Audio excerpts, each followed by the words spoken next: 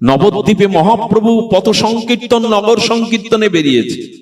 নন্দন আচার্য তার স্ত্রী সবজি আমানি করছে, তরকারি করছে ধারালো বটিতে, আর স্বামীর সাথে গৌর কথা বলছে। ওদিকে গৌরের প্রেমামৃত নাম যেই কানে এলো, যাদব আচার্য নামের পেছনে দৌড়ালো নগর কীর্তনে।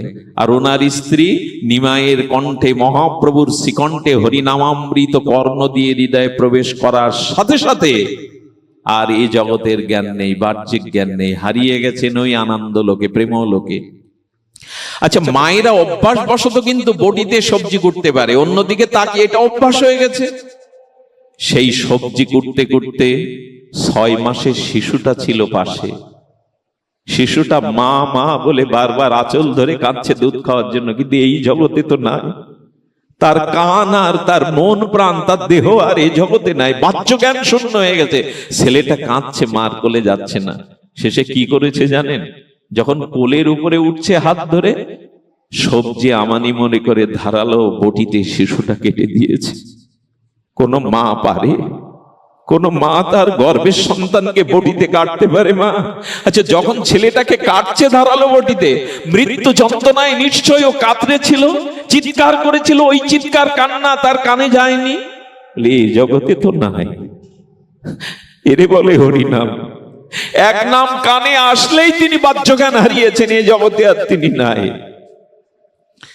সন্তানের মর্মোদ্যত মৃত্যু যন্ত্রণাও কানে যায়নি। সবজির মতো কেটে, বেশি দিনের ঘটনা তো নয় এটা। একে বলে হরিনাম, একে বলে প্রকৃত হরিনাম মহিমা। সেই হাড়িতে জাল দিতে শুরু করেছেন।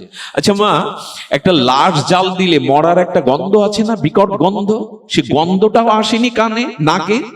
বলে নিয়ে জগতে থাকলে তো গন্ধটা আসবে, এ জগতে আর নাই। যখন পোড়াচ্ছে, সন্তানকে রন্ধন করছে, যাদব আচার্য কীর্তন সম্পন্ন করে এসে দেখছে চারিদিকে রক্ত ছড়িয়ে আছে, ছোট ছোট আঙুলের টুকরোগুলো ছড়িয়ে আছে। হাড়ির দিকে তাকিয়ে দেখে তার একমাত্র ছেলেকে তার সহধর্মিনী স্ত্রী কেটে হাড়িতে জাল দিচ্ছে। ওর দিকে তাকিয়ে বুঝেছে ও এ জগতে। ধাক্কা দিয়ে বলছে, পাশানি, ডাইনি, গর্ভের সন্তানকে কেটে রান্না করছো খাবে বলে রাক্ষসী। যেই ধাক্কা দিয়েছে সেই মাটিতে পড়ে গিয়ে বাহ্যিক জ্ঞান এসে বলছে, আমার খোকা কই? আমার খোকা তো এখানে ছিল। বলে, এই যে খোকাকে তুমি কেটে জাল দিচ্ছ খাবে বলে পাশানি। হাত জোড় করে বললে, বিশ্বাস করো, কোন মা তার সন্তানকে এভাবে কেটে রন্ধন করতে পারে না। আমি বিচার চাই। কার কাছে বিচার চাও? বলো, যার নাম শুনে আমার এই দশা হয়েছে, আমি তার কাছে বিচার চাইব। কেন সে এমন নাম নেয় যে নাম শুনলে মাও তার সন্তানকে কেটে ফেলে, তার বাহ্যিক জ্ঞান থাকে না? একে বলে হরিনাম। আমরা যে হরিনাম করি তার পেছনে অনেকটা অপরাধ জড়িত, এই জন্য নাম ক্রিয়া করে না। এখন নাম, এক কৃষ্ণ নামেই প্রেম হয়ে যায়, এক কৃষ্ণ নামেই মৃত সঞ্জীবনী জীবন ফিরে পায়। কিন্তু নাম হতে হবে নিরপরাধে।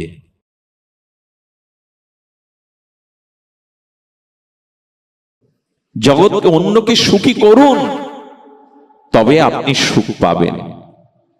এই জন্য শাস্ত্র বলছেন, এই জগতের কোন পরিস্থিতি আমরা বদলাতে পারবো না, কিন্তু সব পরিস্থিতিতে আনন্দ পেতে পারবো যদি কিনা ভগবত স্মৃতি থাকে, হৃদয়ে হরিনাম থাকে। আরেকটা ঘটনা বলি, আমরা একটু নাম মহিমায় যাব। সেটা হলো অপূর্ব সেই বিষয়টা। একই মায়ের গর্ভে দুটি সন্তান। এটা মহতের মুখে শুনেছিলাম, লোভ সামলাতে পারছি না, এই প্রসঙ্গে খুব প্রাসঙ্গিক হবে আপনাদের শুনলে। দুই ভাই, একজন প্রচন্ড পাপ অপরাধের দিকে চলে গেছে, আর একজন মহতির দিকে, কল্যাণের দিকে চলে গেছে। এক ভাই মদ খায়, স্ত্রীকে পেটায়, জুয়া খেলে, উঠতে বসতেই বাড়ি নরক তৈরি করেছে। আর এক ভাই শুদ্ধ সাধু সঙ্গ, ভগবানের সেবন পূজন, জগতের কল্যাণে রত।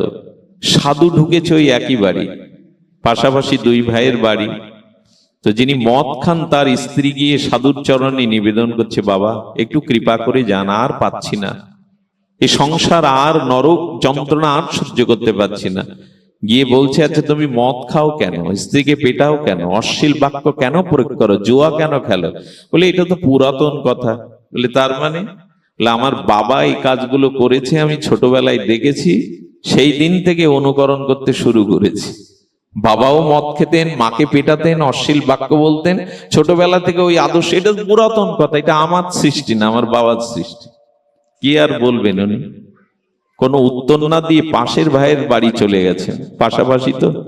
গিয়ে দেখছেন মালা তিলক, সাষ্টাঙ্গে প্রণাম করলেন, পাদর্ঘ্য দিলেন। তার ব্যবহার, তার জীবন, যে চরিত্র বড় উন্নত, বড় উন্নত, মহিমান্বিত। বলছি তোমরা একই সহোদর ভাই, তোমার বাবা মদ খেতেন, তোমার বাবা মাকে মারতেন, তোমার অবস্থা এমন কি করে হলো? বলে বাবার জন্যই। কি বলছেন? সব পরিস্থিতিতেই আপনি আনন্দ নিতে পারেন, এই দেখুন বলছে বাবার জন্য। বলে কেন? বলে মা যখন চোখের জল ফেলতো, বাবা যখন মদ খেয়ে আসতো, ঘরটা যখন নরকে পরিণত হতো, আমি সেই শিশুকালেই দেখে দেখে সংকল্প করেছিলাম, যদি হতেই হয় তবে আমি এর বিপরীত হয়ে দেখাবো। সংসারের বাবা মন্দ হলেও ছেলে ভালো হতে পারে। আমি দৃঢ় সংকল্প করেছিলাম, আমি মদ স্পর্শ করব না, আমি কাউকে গালি দেব না, আমি সুস্থ জীবন যাপন করব। পিতা একই ঔরসে জন্মেছে, দুই ভাই। আচ্ছা, ইনি মন্দ হলেন, মদ খেলেন, নরক করলেন, আর উনি ভগবতমুখী হলেন। বলছেন সব পিতাকে দেখে। বোঝা গেল কথাটি? দুইজন পিতাকে দেখে পরিবর্তন হয়েছে। এ কথার মানে তাৎপর্য মানে যে কোনো পরিস্থিতিতে যদি আপনার ভগবত স্মৃতি থাকে, আপনার বিচার থাকে, বিবেক থাকে, তবে আপনি তার মধ্যে দিয়ে নিজের জীবনকে গড়ে নিতে পারেন। আমি যে কথা শুরু করেছিলাম তার 7 তত্ত্ব হলো এই, যে এটা আপনার উপরেই নির্ভর করছে। তবে এই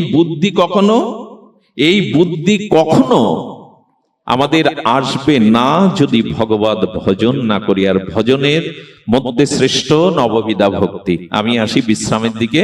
ভজনের মধ্যে শ্রেষ্ঠ নববিধা ভক্তি। কৃষ্ণ প্রেম, কৃষ্ণ দিতে ধরে মহা শক্তি। তার মধ্যে সর্বশ্রেষ্ঠ নাম সংকীর্তন। নিরপরাধে লইলে নাম পাবে কৃষ্ণ প্রেম ধন। কি বললেন? বললেন নববিধা ভক্তির মধ্যে শ্রেষ্ঠ হলো ভগবত নাম সংকীর্তন। আর এটা তো যুগ ধর্ম। বললেন যে নববিধা ভক্তি মধ্যে শ্রেষ্ঠ ভজন হলো নাম সংকীর্তন। ভজন মধ্যে শ্রেষ্ঠ নববিধা ভক্তি। কৃষ্ণ প্রেম, কৃষ্ণ দিতে ধরে মহাশক্তি। তার মধ্যে সর্বশ্রেষ্ঠ নাম সংকীর্তন। নিরপরাধে লইলে নাম পাবে কৃষ্ণ প্রেম ধন। এই তো নামের মহিমা। কি বলেছেন? নাম চিন্তামণি কৃষ্ণ চৈতন্য স্বরূপ, নিত্য পূর্ণ, নিত্য পূর্ণ চিদানন্দ স্বরূপ। নাম পূর্ণ, নাম চিন্তামণিময়। এই জন্য নামের মহিমায় বলা হয়েছে নাম ভজন হলো। দেখুন কলিযুগে আপনি যে কোনো ভজনাঙ্গ অর্চন করতে যান, সেটা অর্চন হোক, স্মরণ হোক, যে কোনো ভজনাঙ্গ যদি আপনি যাজন করেন, অর্চন করেন, কিন্তু তার সাথে যদি নাম যুক্ত করে না দেন, সেই ভজন কখনো পরিপুষ্টি পাবে না। আপনি যে ভজন করুন তার সাথে নামটা সংযুক্ত করতে হবে। ঠিক এই মালাটা যেমন সুতা হয়েছে, কিসের জন্য? সুতার জন্য এটা মালা হয়েছে। এই জন্য শাস্ত্রে বলছে যে না, একমাত্র হরিনাম আশ্রয় ব্যতীতে কলিযুগে কোন সাধনায় পূর্ণতা প্রাপ্ত হবে না। আমি নিবেদন করব, এই অঞ্চলে খুব নামযোগ্য হয়। আমি শুনেছি আপনাদের ফরিদপুর অঞ্চল নামযজ্ঞের অঞ্চল, কিন্তু বারবার বলা হচ্ছে নাম তখনই আপনার জীবনে পূর্ণতা পাবে যখন নাম নিরপরাধে হবে। কিভাবে নিলে হবে? নিরপরাধে নাম নিতে হবে। যদি নিরপরাধে নাম নেওয়া হয়, তাহলে শাস্ত্রে বলছেন যে পরম কল্যাণ হতে পারে। দেখুন মৃত্যু তো আসছে, মৃত্যু কিন্তু সমাগত। শাস্ত্র বলেছে মৃত্যুকে ভয় পেও না, কিন্তু মৃত্যুর অবস্থাকে ভয় পাও। ভয় পাও মানে যদি কৃষ্ণ নামবিহীন আমার শেষ নিঃশ্বাস পড়ে, তো সেটা আত্মহননের সমান। কথাটা একটু লিখে নিন। অন্তরে নোট করে নিন, খাতা কলমে না। যদি কৃষ্ণ ভাবনাবিহীন, কৃষ্ণ নামবিহীন আপনার শেষ নিঃশ্বাস পড়ে, তবে সেটা আত্মহত্যার শামিল। এই জন্য গোবিন্দ বারবার সতর্ক করছেন, জাঙ্গা জাঙ্গা বাপি শরণ ভাবং ত্যাজে অন্তে কলেবরাম। অন্তত মৃত্যুর সময় আমার নামটা, আমার স্মরণটা যাতে তোমার হয়, এই প্রস্তুতিটা আগে থেকে নাও। মৃত্যুর সময় আমার স্মরণ না হলে কৃষ্ণ নামবিহীন মৃত্যু আত্মহননের সমান, আত্মহত্যার। কারণ গতি হবে না। গতি হবে কি? যে যেরূপ চিন্তা করে মারা যাবে তার সেই রূপ গতি হবে। সদা তদ ভাব ভাবিতা। এই জন্য ভগবান বললেন, তস্মাৎ সর্বেষু কালেষু মামনুষ্যর যুদ্ধৌ চ। গীতার অভয় বাণী হলো, সংসারে যুদ্ধ আছে, কিন্তু তার মধ্যে আমাকে স্মরণ করতে যেন ভুল না হয়। তস্মাৎ সর্বেষু, আচ্ছা সর্বসময়ে অন্যান্য ভগবানের ভক্তি মার্গগুলো যাজন করা যায় সব সময়? রাত 1টার সময় মন্দির খুলে আরতি দেখানো যাবে? একটু কথা বলুন, সম্ভব? এখানে আপনারা চলে গেলে রাত 2টোর সময় আমি ভাগবত খুলে বসতে পারবো? সেটা কি ভাগবতের সময়? তাহলে ভাগবত পাঠ বলুন, তীর্থযাত্রা বলুন। আচ্ছা মাঘে যার সর্দির দোষ আছে, অ্যাজমা আছে, সে মাঘে গঙ্গা স্নান করতে যেতে পারবে? ওইটা কি তার উপযুক্ত? আচ্ছা যিনি বৃন্দাবনে যাওয়ার মতো 2টো পা হারিয়েছেন, জরাগ্রস্ত, তিনি কি বৃন্দাবনে যেতে পারবেন? গিরিরাজ পরিক্রমা করতে পারবেন? সব সাধনাঙ্গ সব সময় আপনার পক্ষে সম্ভব নয়, কিন্তু হরিনামটা সর্বদা নেওয়া সম্ভব। হরিনাম সর্ব অবস্থায় নেওয়া সম্ভব। সূচি অসুচি স্থান কাল পাত্রের কোনো বিচার নাই, যথা তথা নাম লও। মহাপ্রভু কি বলেছেন? খাইতে শুইতে উঠিতে বসিতে যথা তথা নাম লও। এত বড় অভয় বাণী আর কোন যুগে একমাত্র নাম ছাড়া ছিল না। যথা তথা মানে বলো বাথরুমে বসেও নাম নিন। বাথরুমে বসেও নাম নেওয়া যায়, ল্যাট্রিনে বসে। বাবা প্রভু তুমি এমন সহজ করে দিয়ে গেলে, বলে এই ছাড়া উপায় ছিল না। এই যুগের মানুষগুলো অল্প আয়ু। আচ্ছা যদি 100 বছর আয়ু ধরেন, আমি বলবো 100 বছর যার পরম আয়ু, তার প্রকৃত আয়ু 50 বছর। কারণ 50 বছর তিনি ঘুমে কাটান। প্রকৃত আয়ু 170-80-র উপরে যায় না, যদিও বা যায়। আমাদের গড় আয়ু কত যেন 72 না 70? তো যদি যায়, আচ্ছা 72 বা 70 ধরলে আপনি অর্ধেক কাল ঘুমিয়ে, কত স্বল্প আয়ু চিন্তা করেছেন? তার মধ্যে বার্ধক্য, জরা ব্যাধি আছে, শিশুকাল আছে, কতটুকু সময় পাবেন আপনি? এই জন্য ভগবান বললেন, এদের দ্বারা অন্য কোনো কিছু করা যথা তথা নাম লও। মনে পড়ে এক মহারাজ বলে গিয়েছিলেন উত্তরপ্রদেশে, ওইদিকে তো সব রামচরিত মানসের প্রচার, রাম ভক্ত, রঘুপতির ভক্ত। এক শেঠ বলছেন, বাবা নাম নেওয়ার সময় নেই, আমার নাম নেওয়ার সময় নেই। তো বলে আপনি বাথরুমে কতক্ষণ কাটান ল্যাট্রিনে? বলে ওইখানে একটু বেশি সময় লাগে। বলে আধা ঘন্টা মতো লাগে। বলে আমি আপনাকে বলে যাচ্ছি ওর মধ্যেই রাম রাম করবেন। বলে আপনি কি বলেন, বাথরুমে নাম হয় সূচি অসুচির? বলে আমি বলছি আপনি করবেন, আপনার কল্যাণ হবে। বলে তাহলে এটা তো ভালো।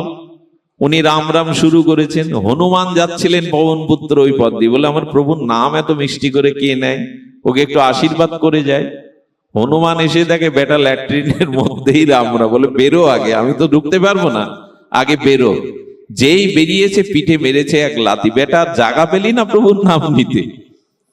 আচ্ছা হনুমানের লাথি রাবণেরও সহ্য করার ক্ষমতা, কিন্তু ওনার কিছু হলো না।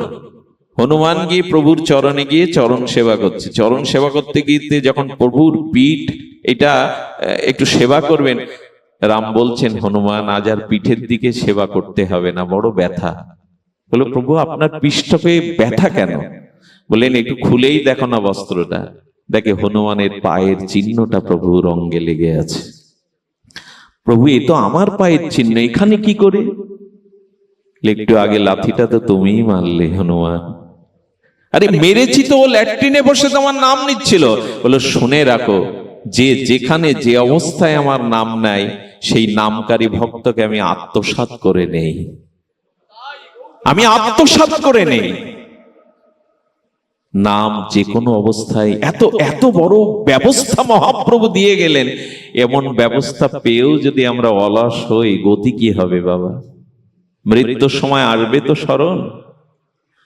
অনেক সময় দেখবেন যারা সারা জীবন নামাশ্রয় করেছে, ভগবানের নাম নিয়েছে, মৃত্যুর সময় হয়তো তার স্মৃতি শক্তি থাকলো না।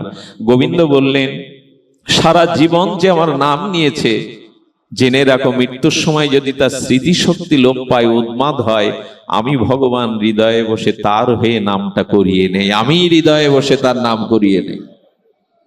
এই জন্য বলছেন নাম লও, খাইতে শুইতে উঠিতে বসিতে যথা তথা নাম লও। এই যথা তথা কথাটা বড় মধুর লাগে। মহাপ্রভু বড় করুণা করে, কৃপা করে, দেখুন স্বয়ং মহাপ্রভু নরলীলা তো বাহ্যক্রিয়ায় যেতেন। ভগবান শ্রী গৌরাঙ্গদেব বাহ্যক্রিয়া মানে মলমূত্র ত্যাগ, এটা নরলীলা তো, বাহ্যক্রিয়া যেতেন। উনি যখন আসছেন তখন গোপাল বলে 5 বছরের এক বালক এক বালতি জল তুলে রেখেছেন। কেন জানেন? প্রভু শৌচক্রিয়া করবে, প্রভুর যদি একটু সেবায় আসতে পারে। চৈতন্যদেব আসছেন তো মা ভবানীর মতো জীবটা এভাবে দাঁত দিয়ে আটকে দিয়েছেন মহাপ্রভু। ছোট বালক গোপাল বলছে, কি গো প্রভু, মা ভবানীর মতো দাঁত দিয়ে জীব আটকেছো কেন? বলে, গোপাল আমি তো বাহ্যক্রিয়ায় গিয়েছিলাম, এ সময় শরীরটা অশুদ্ধ থাকে, তো দেখ আমার সমস্ত হৃদইন্দ্রগুলো আমার কথা মানে, আমার বশ্য, আমার বাধ্য, কি দেখ জিহ্বা আমার কথা শোনে না। মহাপ্রভু বললেন, গোপাল বলছে, কেন প্রভু? তো জিহ্বাটাকে বললাম আমার শরীর এখন অশুদ্ধ, এখন নাম নিস না, কিন্তু জিহ্বা আমার বারণ মানে না। সে তরঙ্গায়িত হয়ে তুণ্ডে তাণ্ডবিনীর মতো নৃত্য করছে, কৃষ্ণ কৃষ্ণ হরে কৃষ্ণ বলছে, তাই আমি ওকে আটকানোর জন্য দাঁত দিয়ে আটকেছি। গোপাল হাত জোর করে বলছেন, প্রভু বড় ভুল করে ফেলেছো, তোমার বড় ভুল হয়ে গেছে প্রভু। কারণ তুমি যে এই মুহূর্তে অশৌচ জন্য, অসুচির জন্য হরিনাম নিচ্ছ না। এই হরিনাম বিহীন যদি, কৃষ্ণ নাম বিহীন যদি তোমার প্রাণ চলে যায়, তুমি তো কৃষ্ণ পাবে না, তোমার তো গতি হবে না প্রভু, তুমি তো কৃষ্ণ পাবে না। আসলে এটা কি গোপাল বলছে না, গোপালকে দিয়ে জগৎকে বলাচ্ছেন মহাপ্রভু। গোপাল কি কথা বললি? জড়িয়ে ধরে প্রভু অঙ্গুলি উত্তোলন করে বলেছিলেন, গোপাল যে শিক্ষা তুই আমায় দিলি, আজ থেকে আমি তোকে গুরু বলে স্বীকার করলাম, আমার ভক্তরা তোকে গোপাল গুরু বলে মানবে। আজ থেকে আমি জগৎকে এই বাণী শোনাবো, যে কোনো অবস্থাতেই নাম লও, যে কোনো অবস্থাতেই হরিনাম নাও। হরিনামে বাজ বিচার রেখে গেলেন না। তবে এরকম আবার ভাববেন না, বাজ বিচার যদি আপনার সময় থাকে করবেন, তবে সর্বদা নাম নেবেন, সর্বদা নাম নেবেন।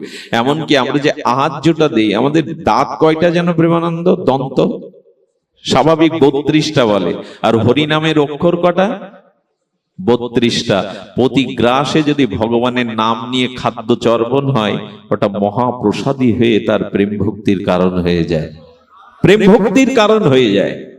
এবং এই নাম যারা অভ্যাস করে, এই নাম নিত্য নিরন্তর অভ্যাস করতে করতে করতে যেটা হয়, সেটা অজাপা নাম হয়। আপনারা অজাপা নামের নাম শুনেছেন? অজাপা নাম মানে আপনি জপবেন না, কিন্তু নাম হবে আপনার ভেতরে। আহা, নামের কি সাক্ষাৎ চিদানন্দময় মহিমা।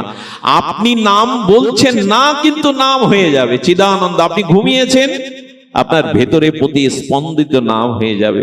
ঠাকুর হরিদাসকে 22 বাজারে বেত্রাঘাত করতে করতে যখন বলল, তুমি না মরলে আমাদের গর্দান দেবে, আমাদের মৃত্যু হবে, ঠাকুর বললেন, আমি সমাধিস্থ হচ্ছে, আমাকে নদীতে ফেলে দাও। সেই সমাধি অবস্থায় দেহের কোনো বাহ্য চেতনা থাকে না। যখন নদীতে ফেলে দিয়েছে, ঠাকুর হরিদাস স্রোতের ভেসে যাচ্ছে, কিন্তু তার মুখ দিয়ে তখনও ভেসে আসছে হরে কৃষ্ণ হরে কৃষ্ণ। বাবলা তলায় বসে গৌরানানিধি অদ্বৈত বলছেন, একটা লাশ ভেসে যাচ্ছে, কিন্তু তার মুখ দিয়ে কৃষ্ণ নাম। কারণ মরা মানুষ তো ভাসে, জীবন্ত মানুষ নদীতে, মরা মানুষ ভাসে, কিন্তু জীবন্ত মানুষ ডুবে যায়। এটা মরার মুখে কৃষ্ণ কৃষ্ণ হরে কৃষ্ণ এত মধুর। অদ্বৈত প্রভু ঝাঁপ দিয়ে দেহটা তুললেন। তোলার পরে দেখতেন হরিদাসের মুখ দিয়ে দেহের কোনো বাহ্য চেতনা নেই, কিন্তু হরিদাসের মুখ দিয়ে সেই অনবরত অমৃত হরিনাম উচ্চারণ হয়ে যাচ্ছে, হরে কৃষ্ণ হরে কৃষ্ণ হরে কৃষ্ণ, নিরন্তর। এরপরে অদ্বৈত প্রভুর এই শান্তিপুরে বেশ কিছুদিন ছিলেন হরিদাস। অদ্বৈতের কাছে থেকে তাকে হরিনাম শোনাতেন। দেখুন হরিনামে কি না হয়। ফুলিয়ায় একটা গুফার মধ্যে বসে ঠাকুর নাম করছেন, হরিদাস ঠাকুর একটা গুফার মধ্যে। তো যেখানে বসে নাম করেন ওইখানে চারিপাশে ভক্তরা এসে মধুর কণ্ঠে হরিনাম শ্রবণ করে। একদিন বলছে, ঠাকুর আমরা আর এখানে আসবো না। ঠাকুর, কেন আসবে না তোমরা? বললেন, এই মাটির নিচে বিষাক্ত সাপ আছে, এত বিষাক্ত যে মাটিটাই বিষময় হয়ে গেছে। আমরা এখানে বসলেই বিষের জ্বালা অনুভব করি, বসতে পারি না। ঠাকুর হরিদাস হাত জোর করে বললেন, ও হে, কোন ভক্ত যদি থেকে থাকো মাটির নিচে, ভক্তরা কষ্ট পাচ্ছে, তুমি স্থান ত্যাগ করে চলে যাও। কি বলবো আপনাদের, এই বলবার সাথে সাথে একটা বিষাক্ত সর্প মাটির অভ্যন্তর থেকে বেরিয়ে ঠাকুর হরিদাসের দিকে একবার তাকিয়ে মাথা নিচু করে চলে গেল। সাপটা বলে গেল, এই আমি মনুষ্য জন্ম পাইনি, আমারও জিহ্বা আছে, কিন্তু তোমাদের মতো কৃষ্ণ বলার ক্ষমতা ভগবান দেয়নি আমার। আমি ঠাকুর এসেছিলাম তোমার নাম শুনবো বলে, তোমার নাম আশ্রয় করব বলে, তবে ভক্তের কল্যাণে আমি বিদায় নিচ্ছি, কিন্তু আমাকে আশীর্বাদ করো, এমন জিহ্বা যেন পাই যে জিহ্বায় যেন হরিনাম নিতে পারি, আগামী জন্ম যেন মনুষ্য হয়ে হরিনাম নিতে পারি। হরিনাম করলে বিষাক্ত সাপও তার কথা শোনে, আমাদের কথা তো মানুষই শুনছে না। আর হরিদাস ঠাকুরের নামের মহিমা এমন যে বিষাক্ত সর্প মাথা নত করে প্রার্থনা করে চলে যাচ্ছে। এই হলো হরিনাম। আমরা যে হরিনাম করি জানি না এর পেছনে অপরাধ লুকানো আছে। আমি যে হরিনাম করি না তাতে অপরাধ, এই জন্য হরিনাম ফলবতী। হরিনাম কাকে বলে জানেন? বারবার বলতে হয়, বারবার বলি বটে, তৃষ্ণা মেটে না। প্রকৃত হরিনাম কেমন জানেন? সারঙ্গ ঠাকুর মহাপ্রভুর পরিকরের মধ্যে কি নাম বললাম? নাম বললেই কল্যাণ হয়। সারঙ্গ ঠাকুর বিদ্ধ হয়েছে, গোপীনাথের সেবা করে। এক বকুল বৃক্ষের তলে বসে, ছায়ায় বসে হরিনাম করে। বকুল বৃক্ষটা শুকিয়ে মারা গেছে। নিমাই এসে বলছে, ঠাকুর, সারঙ্গ ঠাকুর বলছে, ঠাকুর তোমার এই বকুল গাছ তো আর ছায়া দেবে না, রোদ বৃষ্টি বসে কি করে নাম করবে? বলে, আমার যে নাম বসলে রোদ বৃষ্টি ছায়ার অনুভব থাকে না। মহাপ্রভু তখন কি করলেন জানেন? সেই বকুল বৃক্ষটাকে জড়িয়ে ধরে নাম নিলেন, হরে কৃষ্ণ হরে কৃষ্ণ। নাম নিতে নিতে সঙ্গে সঙ্গে, এগুলো অলৌকিক ভাববেন না, এগুলো অতিহাসুক্ত ভাববেন না, মহাপ্রভুর পরশে, নামের পরশে বকুল বৃক্ষটা সজীব হয়ে পত্র পুষ্পে পল্লবিত হয়ে গেল। ঠাকুর এখানে বসে নাম করো, ঠাকুর এখানে বসে। আচ্ছা ঠাকুর, তুমি বিদ্ধ হয়েছো, তুমি অসুস্থ হলে তোমার গোপীনাথের সেবা কে করবে? একজনকে শিষ্য করো, একজনকে অন্তত শিষ্য করো। নিমাই চলে যাও, আমাকে জ্বালাতন করো না, নাম নিতে দাও। আমি কাউকে শিষ্য করব না, শিষ্য করলে তাকে উদ্ধার করতে হয়। আমি নিজের উদ্ধার করতে পারছি না, তো অন্যকে কে উদ্ধার করব? তুমি আমাকে। নিমাই বারবার বলছেন, বাবা অসুস্থ হয়ে গেলে কে তোমায় দেখবে? আচ্ছা, বিরক্তি হয়ে বললেন, যাও নিমাই, আগামী প্রভাতে যাকে দেখবো তাকেই হরিনাম দিয়ে শিষ্য করব। বলে দিয়েছেন বাবা। প্রভু হাসতে হাসতে চলে গেলেন। ব্রাহ্ম মুহূর্তে গঙ্গায় স্নান করে যেই হরে কৃষ্ণ নাম নিতে নিতে গঙ্গার তীরে উঠছেন, তখন একটা কলার ভেলাতে 13 বছরের একটা কিশোরের লাশ এসে ওনার পায়ে বিঁধে গেল, হাঁটুতে বিঁধে গেল। ওইদিকে তাকিয়ে চোখ খুলেই দেখেন 13 বছরের শায়িত সর্পে কাটা এক মৃত কিশোর। বুঝতে পারছেন? বলেন, নিমাইকে কাল বললাম, কাল প্রভাতে যাকে দেখবো চোখে তাকে হরিনাম দিয়ে শিষ্য করবে, এই তো মরা। ঠাকুর তখন বলছে, ঠাকুর পরীক্ষা নিচ্ছ, তবে নামের পরীক্ষায় আমি পরাজিত হব না। আমি জেনে গেছি নাম মৃত সঞ্জীবনী সুধা। নাম সাধারণ তত্ত্ব নয়, নাম মৃতকেও জীবন দিতে পারে। উনি ওই ভেলা থেকে ছেলেটাকে গঙ্গার তীরে তুললেন, আর কানে অবরত নির্মল ব্রাহ্ম মুহূর্তে প্রভাতে এই নাম সিদ্ধ মহাপুরুষ সারঙ্গ ঠাকুর নাম নিলেন। নাম কর্ণে দিতে দিতে সঞ্জীবনী সুধায় কিছুক্ষণের মধ্যে ছেলেটা প্রাণ ফিরে পেল। উঠে দাঁড়িয়ে প্রণাম করছে, কথাটা চারিদিকে ছড়িয়ে গেল। অনতদূরে তার পিতামাতা ফিরে এলো, ও ছেলে আমাদের বাবা, ওকে ফিরিয়ে দিন। কাল দুপুরে উপনয়ন হয়েছিল, ওই দেখুন ওর গলায় উপবিদ। সন্ধ্যায় সাপে কাটে, রাত্রের প্রথম প্রহরে ওরা আমরা ভাসিয়ে দিই। সাপে কাটা রোগীর নিয়ম আছে ভেলায় ভাসিয়ে দেওয়া। এখন কি করে জানি না, একটা নিয়ম ছিল এক সময়, তো ওটা ভাসিয়ে দিয়েছে। আপনার কাছে এসে প্রাণ ফিরে পেয়েছে, ফিরে চলুন। সারঙ্গ ঠাকুর বললেন, কিরে তোর বাবা মা এসছে, যাবি না? হাত জোর করে বললেন, ওদের কাছে জিজ্ঞাসা করুন তোর আমার কোন জন্মের বাবা মা, ওরা আমার কোন জন্মের বাবা মা। খোকা চিনতে পারছিস না? কাল দুপুরেই তোর উপনয়ন হলো, তোকে ভাসিয়ে দিয়েছিলাম, ওদেরকে বলে দিন ওরা আমার গত জন্মের বাবা মা হতে পারে, আমার জানা নেই। আমার নূতন জন্ম হয়েছে। আমার পিতামাতা কে জানো তোমরা? হরি নামই হলো আমার পিতামাতা, নাম আমাকে বাঁচিয়েছে। আজ থেকে সারা জীবন আমি নামের আশ্রয়ে থাকবো। ফিরে যাও, আমি তোমাদের চিনি না। একেই বলে হরি নাম।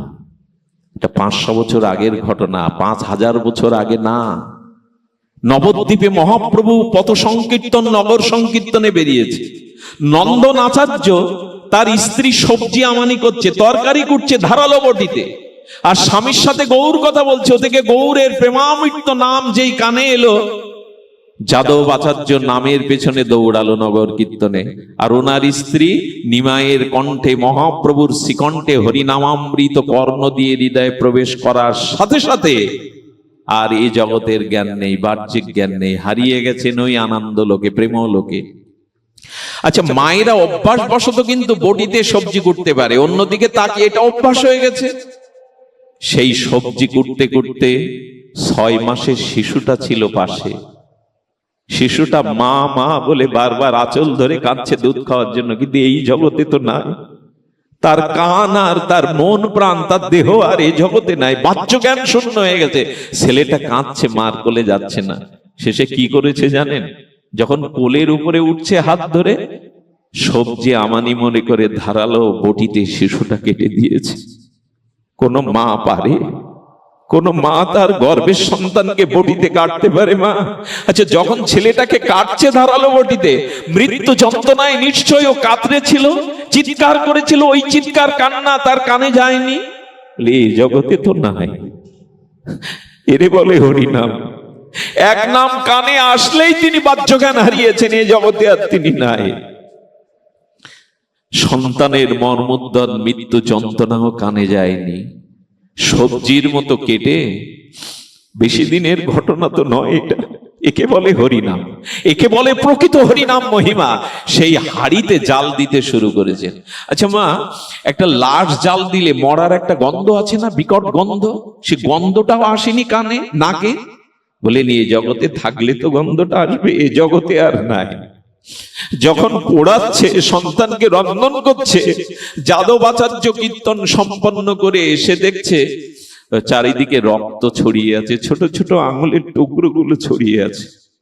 হাড়ির দিকে তাকিয়ে দেখে তার একমাত্র ছেলেকে তার সহধর্মিনী স্ত্রী কেটে হাড়িতে জাল দিচ্ছে। ওর দিকে তাকিয়ে বুঝেছে ও এ জগতে। ধাক্কা দিয়ে বলছে, পাশানি, ডাইনি, গর্ভের সন্তানকে কেটে রান্না করছো খাবে বলে রাক্ষসী। যেই ধাক্কা দিয়েছে, সেই মাটিতে পড়ে গিয়ে বাহ্যিক জ্ঞান এসে বলছে, আমার খোকা কই? আমার খোকা তো এখানে ছিল। বলে, এই যে খোকাকে তুমি কেটে জাল দিচ্ছ খাবে বলে পাশানি। হাত জোড় করে বললে, বিশ্বাস করো, কোন মা তার সন্তানকে এভাবে কেটে রন্ধন করতে পারে না। আমি বিচার চাই। কার কাছে বিচার চাও? বলো, যার নাম শুনে আমার এই দশা হয়েছে, আমি তার কাছে বিচার চাইব। কেন সে এমন নাম নেয় যে নাম শুনলে মাও তার সন্তানকে কেটে ফেলে, তার বাহ্যিক জ্ঞান থাকে না? একে বলে হরিনাম। আমরা যে হরিনাম করি তার পেছনে অনেকটা অপরাধ জড়িত, এই জন্য নাম ক্রিয়া করে না। এখন নাম, এক কৃষ্ণ নামেই প্রেম হয়ে যায়, এক কৃষ্ণ নামেই মৃত সঞ্জীবনী জীবন ফিরে পায়। কিন্তু নাম হতে হবে নিরপরাধে। সেই অপরাধযুক্ত নামটা বর্তমানে ছেয়ে গেছে। আমি নাম অপরাধের কথা বলবো না, তবে যারা নাম কীর্তন করেন, যারা নাম প্রচার করেন, তাদের একটু শুদ্ধ হওয়ার দরকার আছে। তাদের শুদ্ধ আচরণশীল। আপনি নিজে আচরণ না করলে ওই প্রচারে কারো কাজ করবে না। আপনি নিজে যদি আচরণ না করেন, তাহলে ওই প্রচারের দ্বারা এত নামযজ্ঞ প্লাবন বইছে, কিন্তু মানুষের আত্মিক উন্নতি নাই। এর একটাই কারণ, অপরাধযুক্ত নামে কোটি জন্ম লেগে যাবে। হেন নাম যদি লয় বহুবার, তবে যদি নহে প্রেম নহে অশ্রুধার। হরি নামে যদি নয়ন বিগলিত না হয়, চিত্ত বিগলিত না হয়, তবে জানি দেহে আছে অপরাধ প্রচুর। মহাজন বলছেন, কৃষ্ণ নামে যদি তোমার হৃদয় বিগলিত না হয়, নয়নে প্রেমশ্রু বিগলিত না হয়, জানবে হৃদয়ে অনেক জন্মের অপরাধের বাসা বেঁধেছে, অপরাধ আছে। এই জন্য অপরাধ শূন্য নাম সে হাড়ি নিয়ে চলেছেন নিতাই গৌরের কাছে, বিচার চায় কেন এমন নাম করে। নিতাই চাঁদ ভক্ত সঙ্গে আসছিলেন হরিনাম করতে করতে, নিত্য আনন্দময় নিত্যানন্দ চলেছেন প্রেমানন্দে ভাসতে ভাসতে। যাদবাচার্য হাড়িটা নামিয়ে নিত্যানন্দ প্রভুকে বলছেন, খুব ভালো করেছো প্রভু, খুব ভালো জিনিস প্রচার করছো জগতে। হরি নামে জীবন দেয় না, এই দেখো প্রমাণ, হরিনামে জীবন কেড়ে নেয়। আর কখনো বলবে না হরিনাম জীবন দেয়, এই দেখো হরিনাম কেড়ে নেয় জীবন। নিত্যানন্দ প্রভু প্রথমে বুঝতে পারছিলেন না, হাড়ির দিকে তাকিয়ে দেখে এক জ্বলন্ত শিশুর লাশ। কি করে হলো যাদব? বলেন, মহাপ্রভুর হরিনাম কানে যাওয়ার সাথে সাথে ওর সন্তানকে কুটে জাল দিয়েছে, ওর বাহ্যিক জ্ঞান ছিল না। হরিনামে প্রভু যদি এই ফল হয়, কেউ আর হরিনাম নেবে না। নিত্যানন্দ প্রভু তখন আনন্দ বলছে, দাও তো হাড়িটা দাও। হাড়িটা মাঝখানে রেখে ভক্তদের বলছে, ভক্তগণ তোমরা একটু সংকীর্তন করো তো, বেড়ি কীর্তন করো তো হাড়িটা ঘিরে। সেই হাড়িটাকে ঘিরে নিত্যানন্দ প্রভু অন্তরঙ্গ ভক্ত সঙ্গে মধুর হরিনাম উচ্চারণ করতে করতে যখন কীর্তন করছে, কিছুক্ষণের মধ্যে হাড়ির থেকে ভেসে এলো কান্নার একটা রব। নিত্যানন্দ প্রভু হাড়ি থেকে অখণ্ড শিশুটাকে আবিষ্কার করলেন এবং তার মুখে তখন উচ্চারণ হচ্ছে ভগবানের দিব্য নাম কৃষ্ণ কৃষ্ণ। নিত্যানন্দ প্রভু পরমানন্দে বললেন, মা, নামের কৃপায় তোর সন্তানকে ফিরে পেলি, আজ থেকে আমি ওর নামকরণ করলাম কৃপাচার্য। নামের কৃপায় ওকে ফিরে পেয়েছিস, আজ থেকে ও নামময় হয়ে গৌর পরিকর হয়ে উঠবে। এই কৃপাচার্য হয়েছিলেন মহাপ্রভুর অন্যতম নামনিষ্ঠ একজন ভক্ত। অনুরোধ করব, অন্তত অপরাধ মুক্ত হয়ে। অপরাধের মধ্যে প্রধান অপরাধ হলো সাধু নিন্দা। আপনাদের কাছে দয়া করে বলবো যে সাধু নিন্দাটি যেন আমরা না করি, সাধু নিন্দা যেন আমাদের না হয়ে যায়। সাধু নিন্দা যদি হয়, বৈষ্ণব নিন্দা যদি হয়, তাহলে নামের চরণে প্রধান অপরাধ এসে গেল। কিন্তু আজকাল তো আমাদের জিহ্বা ওইটা ছাড়া আর অন্য আলোচনা করতে পারে না। কোন সাধুর কি ত্রুটি বিষ্টতি সেইগুলোই। তো এই জন্য আপনাদের বলবো, নাম অপরাধ বিনির্মুক্ত সাধক যদি হরিনাম নেয়, সেই হরিনামের মহিমা পরমানন্দ স্বরূপ হয়। কৃষ্ণ নাম ও শ্রদ্ধা হইতে সাধু সঙ্গ। নাম করলে কি হবে জানেন? নাম আপনাকে সাধু সঙ্গের কাছে নিয়ে যাবে। এই দেখুন কি বলছেন, কৃষ্ণ নাম ও শ্রদ্ধা হইতে সাধু সঙ্গ, কৃষ্ণ নাম সাধু সঙ্গ হইতে ভজন ক্রিয়া। দেখুন, যে কোনো কিছুতে নাম রাখতে হচ্ছে। কৃষ্ণ নাম করলেই আপনি প্রকৃত সাধুসঙ্গ পাবেন। আর প্রকৃত সাধুসঙ্গে যদি হরিনাম হয়, তাহলে আপনার জীবনে ভজন স্টার্ট হয়ে যাবে, শুরু হবেই হবে। দেখুন, অনেকদিন সাধুসঙ্গ করছেন, অনেকদিন সাধুসঙ্গ করছেন, অনেকদিন নাম নিচ্ছেন, কিন্তু আপনার ভিতরে এখনো ভজন আসেনি, জানবেন প্রকৃত সাধুসঙ্গ হয়নি, প্রকৃত নাম হয়নি। প্রকৃত হরিনাম যদি আপনার দ্বারা হয়, আর প্রকৃত বিশুদ্ধ নির্মল চিত্র সাধুসঙ্গ যদি হয়, আপনার জীবনে ভজন আসবেই আসবে। এখনো ভজন আসেনি মানে প্রকৃত সাধুসঙ্গ হয়নি, প্রকৃত হরিনাম আশ্রয় হয়নি। এই জন্য বললেন, কৃষ্ণ নাম ভজন ক্রিয়া হইতে অনর্থ নিবৃত্তি। যখন আপনি নাম নিচ্ছেন, কৃষ্ণ নাম আর ভজন করছেন, তখন অনন্ত জন্মের পাপ আপনার নিবৃত্তি হয়ে যাবে, অনর্থগুলো চলে যাবে। কৃষ্ণ নাম ও অনর্থ নিবৃত্তি হইতে নিষ্ঠা আসবে। দেখুন কিভাবে সিঁড়ি করেছেন। যখন আপনার অনর্থ চলে গেল, তখন নিষ্ঠা এলো, কৃষ্ণ নাম এলো, সাথে নিষ্ঠা এলো। আচ্ছা, কৃষ্ণ নাম ও নিষ্ঠা হইতে রুচি এলো। হরি নামে রুচি আসা দরকার। হরি নামে কি আসা দরকার? রুচি আসা দরকার। রুচি কেমন বলবো, এ কথাটা বহুবার বলা হয়েছে।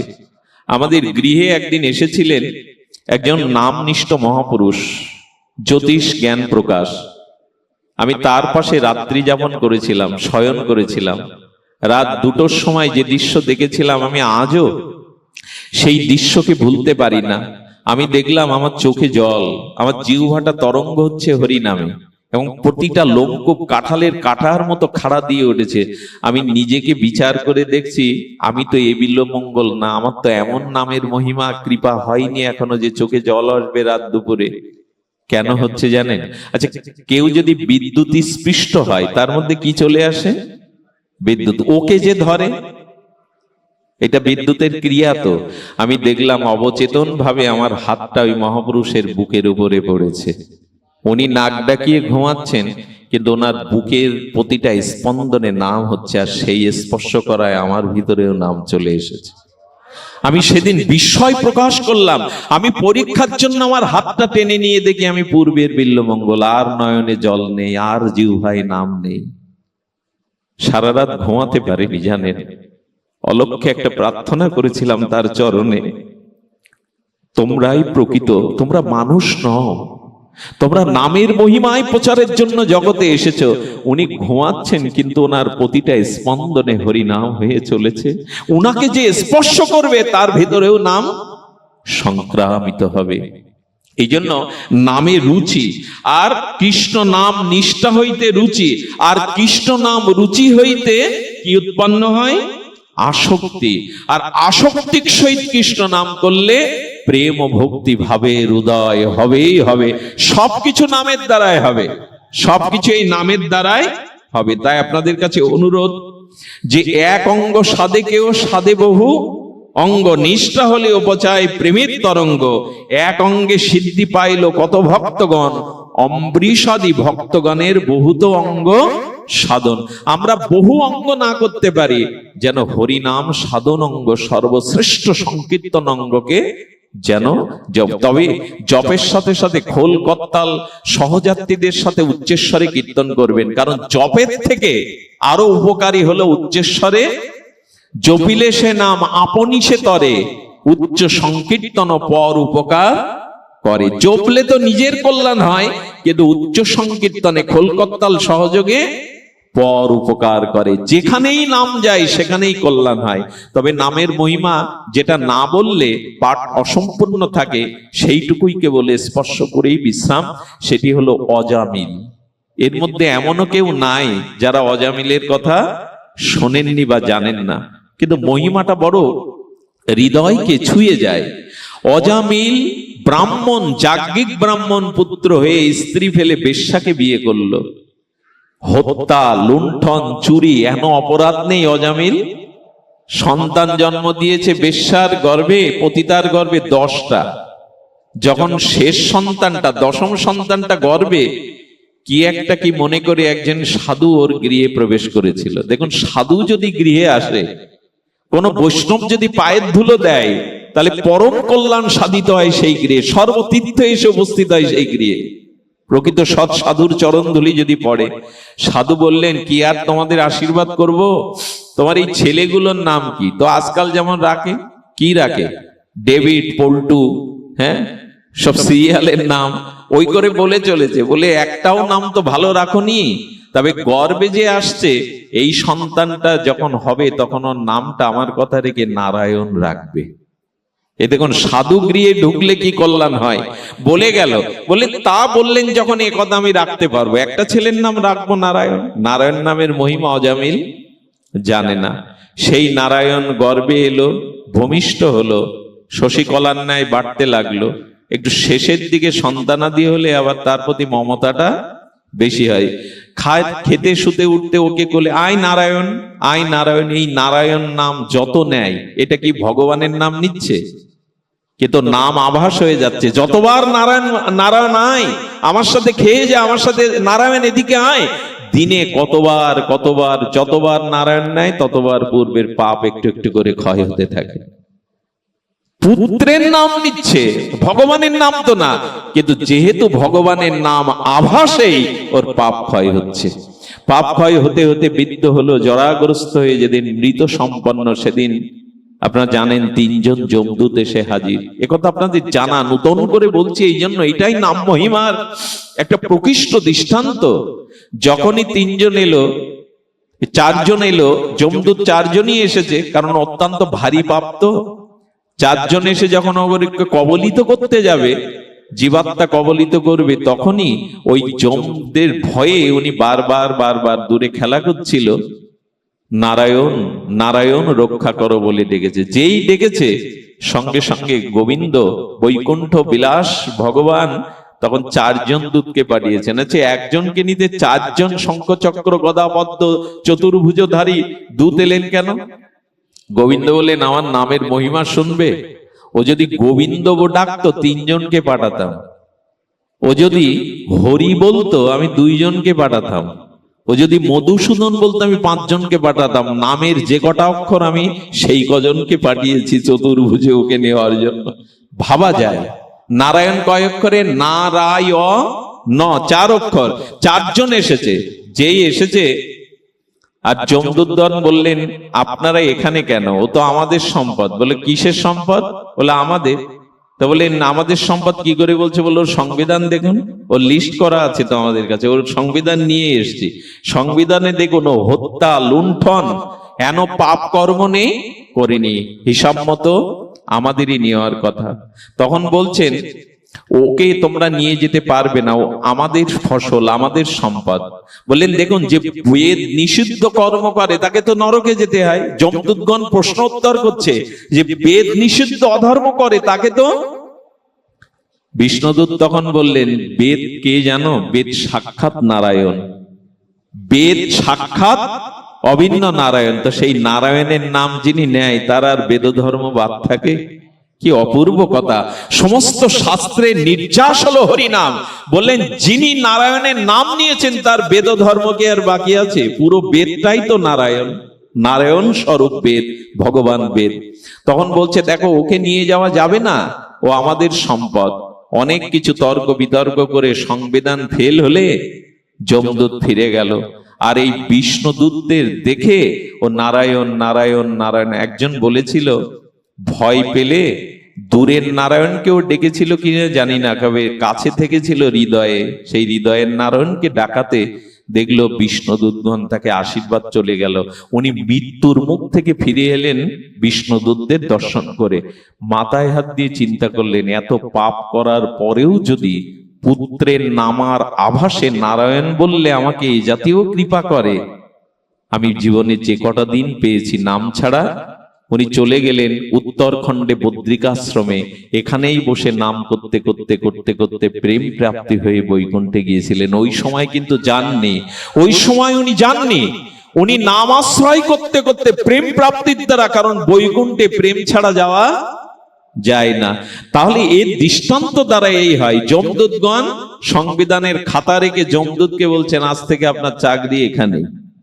বলো, তোমরা খাতা রেখে চলে যাচ্ছ কেন? যমদূত জিজ্ঞাসা করছে। বলেন, একই রাজ্যে 2 রকম সংবিধান হতে পারে না। আপনি সংবিধান দিয়েছেন পাপীদের আপনার রাজ্যে আনার, আর ওরা সংবিধান দেখিয়ে বলছে যিনি ভগবানের নাম নেন তিনি নরকে কখনো।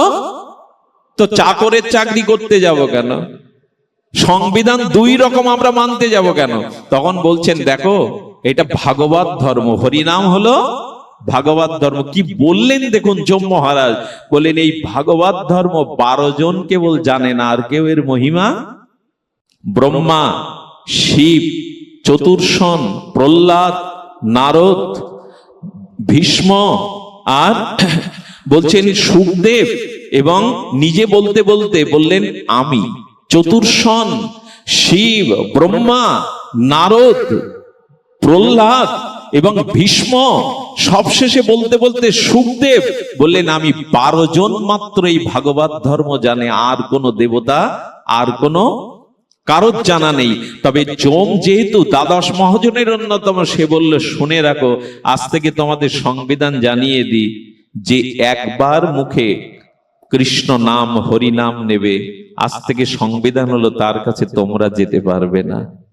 যে একবার শ্রদ্ধা ভরে জিহ্বায় ভগবানের নাম নেবে, তোমরা তার কাছে যেতে পারবে না। আর শুনে রাখো, একদিনও যে হৃদয় সিংহাসনে ভগবানকে বসিয়ে ধ্যান করেছে, তোমরা তার কাছে, এ কথাগুলো নামের নাম নেওয়ার জন্য অতি সুপ্ত প্রেরণা, এটা ভাববেন না, এটা অতি মহত্বপূর্ণ কথা। হৃদয় সিংহাসনে যারা ভগবানকে একবার বসিয়েছে তাদের কাছে তোমরা, আর যাদের মাথাটা একবারও গুরুচরণে গোবিন্দ চরণে নত হয়েছে, এই তিনজনকে তোমরা যমলায় আনতে পারবে না। এরপরে কি আর কিছু বলার থাকে বাবা? কণ্ঠিতে যার মালা, দাদা সঙ্গে যার তিলক, যার জিহ্বায় একবার ভগবানের নাম নিষ্ঠার সহিত উচ্চারণ হয়েছে, যার মাথাটা গৌর গোবিন্দের চরণে বারবার প্রণত হয়েছে, যার হৃদয় সিংহাসনে ধ্যানের দ্বারা যিনি ভগবানকে একবারও বসিয়েছেন, যম মহারাজ বললেন সে আমাদের সম্পদ নয়, সে ভগবানের সম্পদ। নাম নিন আপনারা। আমি আসতে গিয়ে পথ হারিয়ে ফেলেছিলাম, কার্তিক দাকে তো বকাই দিয়েছি, বকা দেওয়াটাও কৃপা, আপনজন না হলে তো তাকে বকা দেওয়া যায় না। আসলে এত আঁকা বাঁকা পথ আমরা তো চিনি না, পথ হারিয়ে আসতে বিলম্ব হওয়ার কারণে যদি অপেক্ষামান ভক্তরা হৃদয়ে কষ্ট পেয়ে থাকেন, ক্ষমা প্রার্থনা করছি। 5টা মিনিট কি একটু ভিক্ষা দেওয়া যায়? যাওয়া উচিত নয়। আমাদের প্রেমানন্দ আজকের অনুষ্ঠানে বিশ্রাম ঘোষণা করছে ও রাধাকুণ্ডের পরম পণ্ডিত প্রবার ভজনানন্দী মহাপুরুষ ছিল বৈষ্ণবপদ বাবাজির আশ্রিত রাধাকুণ্ডের। ও এসেছে আমার সাথে, আমার লীলার সঙ্গী বা আমার সাথী। ও ওই অনুষ্ঠানের 5 মিনিটের ভিতরে ভাগবত পূর্ণাহুতি দিচ্ছেন।